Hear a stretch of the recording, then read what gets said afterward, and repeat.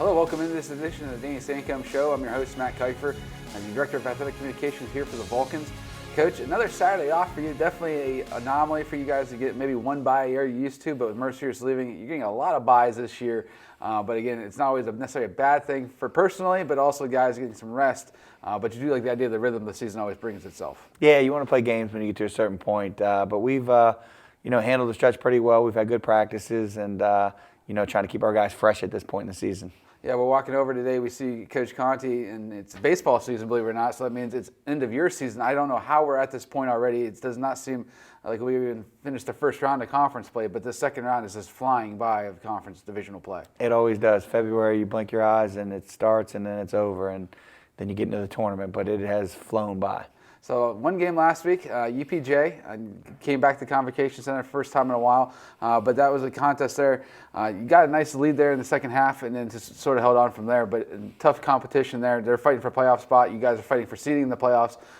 Just your thoughts on that contest there with UPJ. Yeah, hard-fought win. I thought we started the game very well. I thought we played well on both ends of the ball. I thought offensively we moved it. We shot well. I think Donald really got off to a good start in the first half, and Jordan Buchanan towards the end of the first half really got it going as well. We were in a little bit of foul trouble with Cam, and it was nice because we sat him and he was out early, but we were able to play well without him, and he was able to come in the second half and do what he does. So I just thought it worked out overall.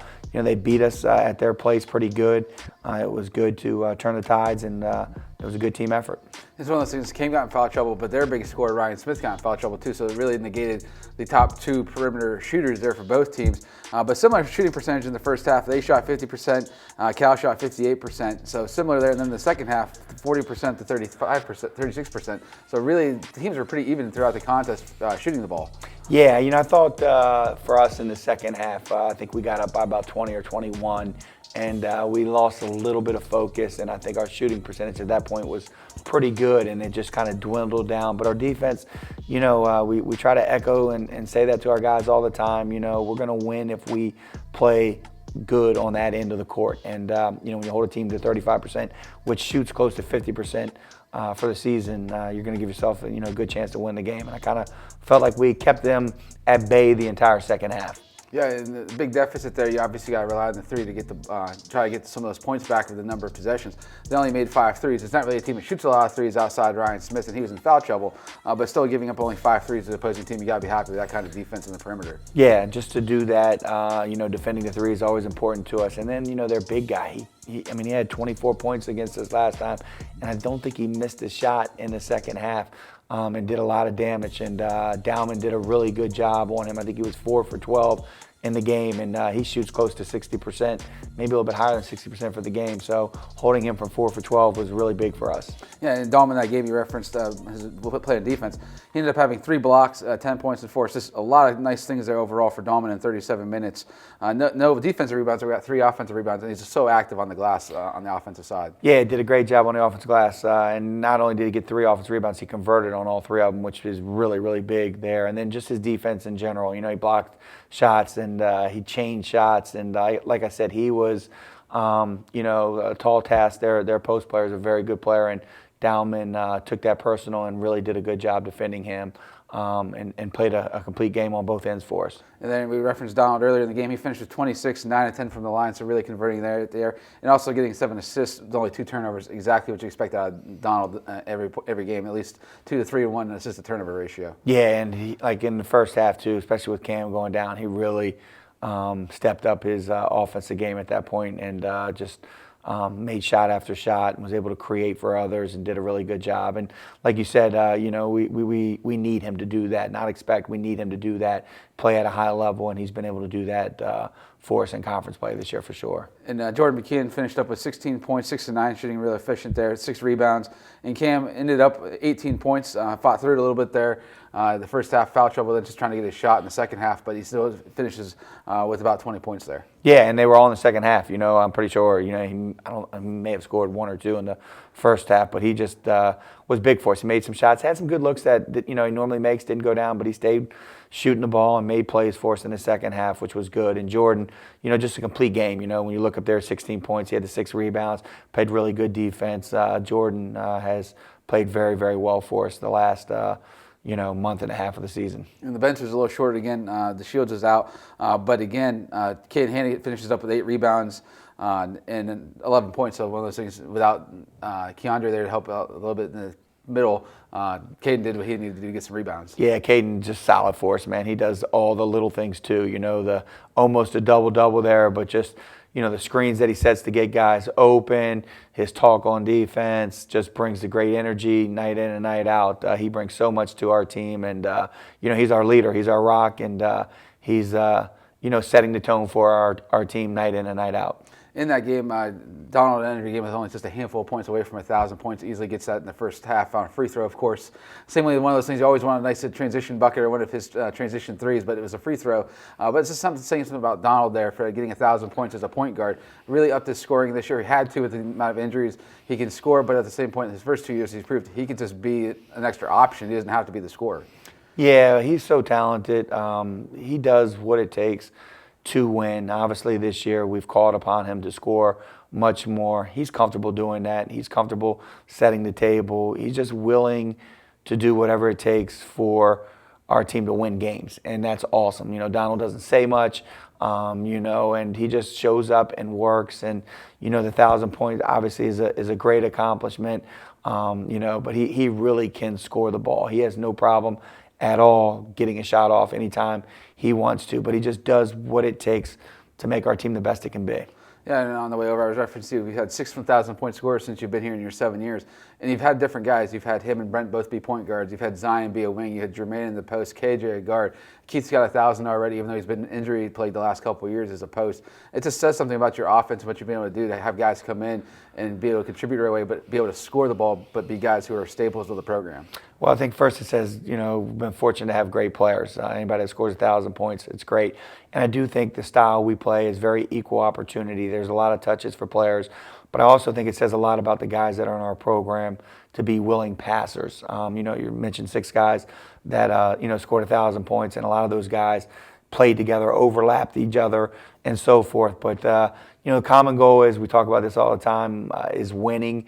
And I think we've got a group of guys in our program that care about winning, and that supersedes the 1,000 points or, the 1,000 rebounds or whatever it may be. But, just having guys that want to win and that are willing to do what it takes to win makes our job a lot easier as coaches.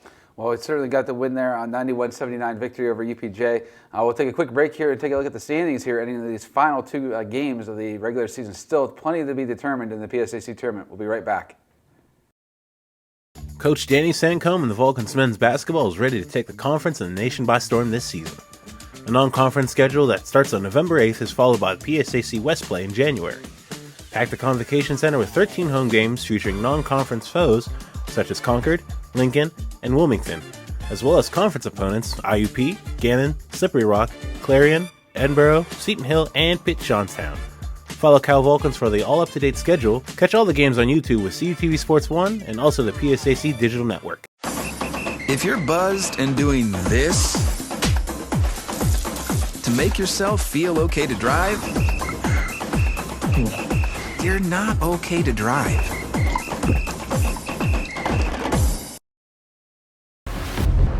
More than 7,500 student athletes working to become champions in the league's 23 championship sports. 17 member campuses, educating more than 110,000 students, with an alumni base that tops the 1 million mark. The Pennsylvania State Athletic Conference, making the PSAC proud.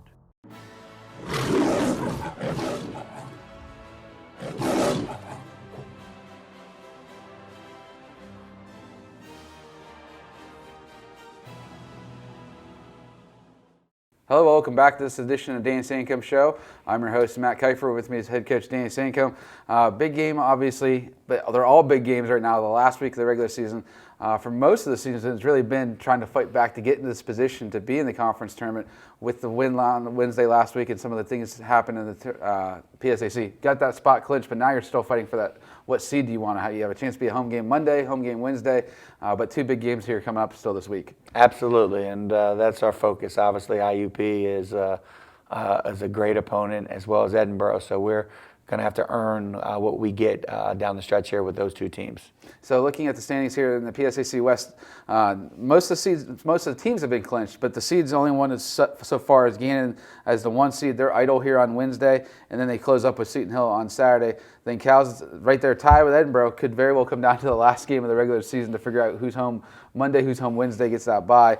Cal's got at IUP and then home versus Borough, and Edinburgh's got home Slippery Rock before coming to Cal. And then Slippery Rock's got Borough, then Idle. And then those last couple spots, they're still fighting is Seton Hill, IUP, and UPJ. 3 teams right there with 7 wins during the last week of the season. We've talked about it for how many weeks now. The parity is right there in this league. So many teams are right there having solid seasons. Really only one team set themselves apart so far in terms of a seed, but overall, still what you want for your guys to be able to see that there's opportunities there to improve yourself, but also get yourself what you want to be, being hot going to the tournament. Yeah, when you get down to the last week of the season, and everybody, I think even Clarion with an outside chance looking in has a chance to still possibly win if a lot of things go right. So everybody in the league is playing for something in the last week of the season. That does not happen year in and year out. So I think that goes to show, the parity in our conference and on our side especially, that it's tough to win games. It's really tough to win games, and you can look down that line from first place all the way down to last place. The parity is very, very close. I believe Clarion beat Gannon this year, so that gives you a little bit of an idea of how competitive our side has been this year, and each and every night you got to go out and earn it, and it's been a dogfight. And that parity will actually help here in a minute. We're going to talk about something else, but I think it actually is helping you guys overall at this same point. But looking at the East real quick, 5 of the teams are still set, 6 spots still up for grabs, but there's only 2 games separating first and second. Westchester first, 16-3. East Stroudsburg second, 14-5. Westchester closes the year with Millersville and Kutztown, and Millersville is already in the tournament, so it's going to be tough for Westchester, but they still have a chance right there in the East to get that 1 seed. And it's important for them to know what happens in the East, because the winner, Final 4 advancing teams in the PSAC tournament from the West will shift to the East this year, since it was in the West last year. So it's one of those, you just sort of see what's there, but you have so many things to even worry about before you get to that point. But it's nice to see that. I expect that 2 really good teams still fighting it on the Eastern side. No doubt about it. They had a big game last week too, and it went down to the wire. I think it was 84-80. Westchester beat East Stroudsburg. So 2 well-coached teams, very talented teams. And as good as our side has been, the East this year is very good as well. So it's going to be a great last week of the season, and I'm sure our conference tournament is going to be up for grabs. And last week there, we're late in the season, which means finally we get an addition of the regional rankings. But still, they're not regional rankings. They're just sort of alphabetical. You and I have been around basketball a long time. But it's one of those things, you don't see too many teams with double-digit losses being featured in the rankings. But it's one of those things, I think it's speaking to the schedule you guys have played, not only conference, so many teams with good records, but non-conference is really helping you guys in your case. I looked at it as the second best strength of schedule in the region. There's over 45 teams in the region. So it's saying, like, you'll play anybody, anywhere, and it helps you just get battle tested come playoff time. Yeah, absolutely. And for us, it's been a different year. It's almost like we've had 3 separate teams this year. We were 6-0, 4th in the country. We had the biggest point differential in the country in the first 6 games. And then, we had a ton of injuries, and we lost 7 in a row, where we really struggled, as a team. And then we've come back now, and we've won 9 out of our last 11, I think it is, or we've played really good basketball. And just, our guys have figured it out. Obviously, getting semi-healthy has really helped us. But, Donald and Cam obviously have experience. But the Caden Hannas of the world, the Dalman Alexanders that didn't play a lot last year, really have elevated their game. And then our freshmen, from Jordan Buchanan to Keandre DeShields to Duncan Moy, have just gotten better as the year has went on. So it's been fun, and to see yourself in the regional rankings, which means absolutely nothing. It says a lot though about the guys in the program and just their will not to quit and continue to work. So it's been fun coaching them. Yeah, and for those who are looking at it, under consideration the first week is basically what they do. It's alphabetical order. So Cal, being a C, gets to be at the top of the order. Does not mean Cal's a Bolton by any means, but it's just one of those things, alphabetical. Cal, Concord was in it last year. East Stroudsburg, as we said, is one of the top in the East. Fairmont State's always a great program in the MEC. Fayetteville State out of CAA. Gannon, Shepherd's having a great season. Virginia State, Westchester, and of course West Liberty. Basically, year in and year out, they're going to always be featured in there. But the numbers will come out this week, right? Probably before the women's game tips at 5:30. So be a very busy afternoon, evening for basketball with the idea of regional rankings coming out seeding-wise, but also so much still here to play for with IUP coming up, a team that's traditionally and year in and year out one of those teams in the regional rankings, and at home at the KCAC. No matter their record, no matter the time of year, that place always is a tough place to play. Absolutely. They make you earn it. You know, obviously they're not having as good a season as they normally do, but they're a team that you have to beat. They do not beat themselves. They play hard. They execute on both ends of the court. So very, very big game for us tomorrow. Yeah, two good guards that we're going to talk about this place here, the transfer and then also the freshmen. So those guys have been really their linchpins, just like Cam and Donald have been for Cal. The two really good guards for them is really how they end up going. Yeah, they score the ball very well. They do a good job getting those guys in position where they're very effective. And both of those guys, are guys that can score the basketball, but also they pass the ball well too, so it makes it a little bit harder where if you collapse on them, they'll find guys, and they got multiple ways that they're able to beat you. And then not necessarily looking ahead to Saturday, but the overall what Saturday is being senior day. We want to take this time to at least, we've talked about Caden how many times this year, but again, just the idea of his story coming from La Roche, being freshman of the year in a Division III conference, wanting the challenge coming up to Division II, seeing a big role as the first year, more of a bench guy last year, now playing a lot with such a team of so veterans, and then this year just being almost like a captain for you guys on the court, and you're an inspirational leader, especially after all the injuries went down. Yeah, absolutely. He's just continued to get better. Obviously, coming in as freshman, sophomore year, he's just adapted, and he's what our program is all about. When you talk about culture and you want guys that are all about what you're about, he checks every box. You talk about a hard-working player every day. The extra work that he puts in is second to none. His vocal leadership this year has been great. Like I said, we had some great stretches. We had a bad stretch, and just keeping guys together and really caring about guys on and off the court. Man, he just does all that stuff for us. He will be missed a ton after this season. He's done so much for our program, and this year, he is our captain. He's been our rock, and he's led our team and done a great job in his way of doing it, and can't say enough good things about him. We will miss him. So that's looking at this week ahead here. A big win for the Vulcans against IUP on Wednesday at the KCACC, and then here at the Convocation Center on Saturday for Senior Day. 3 o'clock approximate tip for the Convo. Lots to play for in that game. Could be deciding first round home game, second round home game for the Vulcans. Still lots to play for. Coach, thanks for taking the time on a very busy week and important week here for the Vulcans, and appreciate all the time here this season. Absolutely. Thank you. So again, follow the action all on calvulcans.com for all the live links, video feed, stats, and all the information upcoming tournament next week in the PSAC. Thanks for watching.